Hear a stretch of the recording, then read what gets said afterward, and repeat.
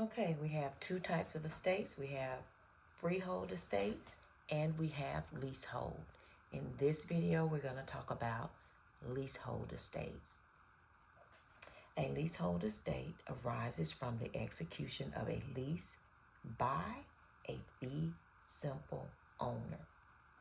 Since tenants do not own the fee interest, a leasehold estate is technically an item of personal property for the tenant. Leasehold tenants are entitled to possess and use the leased premises during the lease term in the manner prescribed in the lease.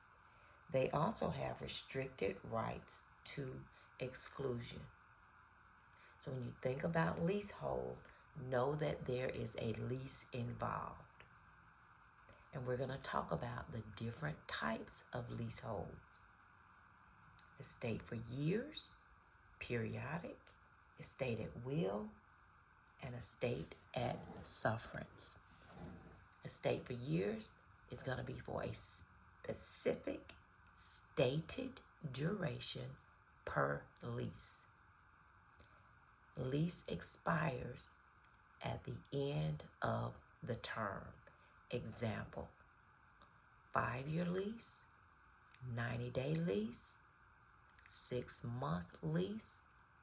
It doesn't have to be for years as long as there is an expiration date in that lease. There's a specific duration. That's estate for years. All right, now we have estate from period to period, or periodic estate. We know that in our terms, month to month. This lease terms renews automatically on acceptance of periodic rent. It renews indefinitely if rent is accepted. So if Mary pays her rent on May 1st and Zach accepts it, that lease renews for that 1 month. When the rent is paid and is accepted, that tenant goes into an estate from period to period. Rent has to be paid and it also has to be accepted in a period to period. Okay? All right, now we have estate at will. Remember, I have a nephew named Will. Will has moved up into our mountain home. He has no definite expiration or renewal in the lease. Basically, we said, hey, Will, you pay your rent on the 1st of every month, take care of the property, stay there as long as you need to. An example would be a son rents his house to his mother until they want to move. This is an estate at will. This is mostly done with family or very, very close friends.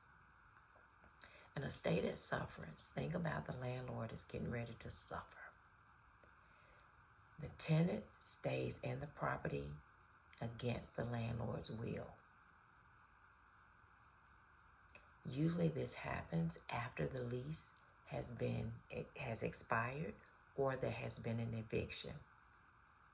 There's an estate at sufferance. Someone is living in the property, they're not paying, and they have no intentions of moving anytime soon.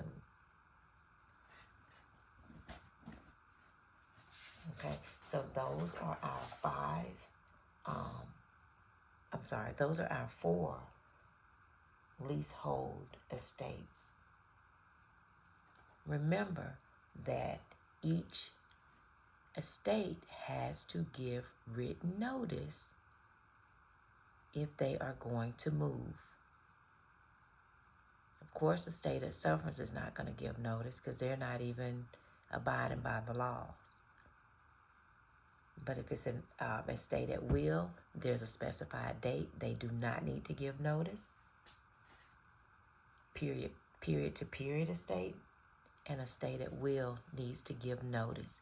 And in the state of Georgia, the landlord has to give a 60-day notice, and the tenant has to give a 30-day notice. Okay, I'll see you guys in the next video.